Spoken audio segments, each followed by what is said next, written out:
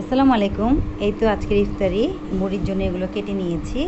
আর এখানে আমার ঘুগনি, এই যে ঘুগনির উপরে আমি অনেক মশলা ছিটিয়ে নিয়েছি, অনেক টেস্ট লাগে।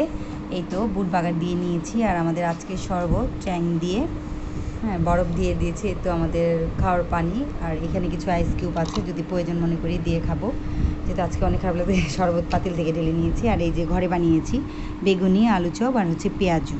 আর এই যে শশা, আমাদের ঐতিহাসিক শশা মাখা। এটা তো যারা আমার চ্যানেলকে ভিজিট করেছেন অবশ্যই আমার গত বছরের ইফতারিগুলো দেখেছেন। এবছর আমি সময় সুযোগের অভাবে আর কি ইফতারি ভিডিওগুলো করতে পারতেছি না, বা আপনাদের সাথে শেয়ার করতে পারতেছি না। আর করতে পারলেও হয়তো আপলোড দিতে পারতেছি না, কিছু সমস্যা আছে আর কি, নিজেও ব্যক্তিগতভাবে একটু ব্যস্ত থাকার কারণে। তো যাই হোক, যতটুকু পেরেছি আপনাদের সাথে আমি শেয়ার করেছি।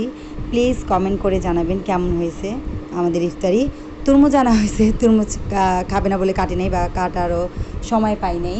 কিন্তু এখানে একটা জিনিস মিসিং আছে, ওই যে আমার ছোটো বেবি খুব বিরক্ত করতেছে এই জন্য। তো এই তো এখানে যে খেজুরটা নেওয়া হয়নি, তো এই যে খেজুরটা নিয়ে নিলাম। এখানে খেজুর আছে, আর আছে যে কলা, ওরা খাবে।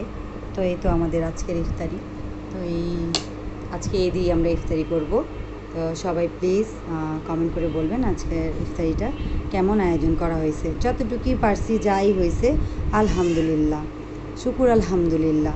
তো সবাই ইফতারি, আজান দেওয়ার সময় হয়ে গেছে, আজান দিয়ে দিবে, ইফতারিটা করে নিই। সবাইকে আবার আসসালামু আলাইকুম জানিয়ে এখানেই শেষ করতেছি। আল্লাহ হাফেজ। সবাই ভালো থাকবেন, সুস্থ থাকবেন। প্লিজ আমার চ্যানেলটিকে সাবস্ক্রাইব করে দিবেন এবং লাইক একটি কমেন্ট করে যাবেন।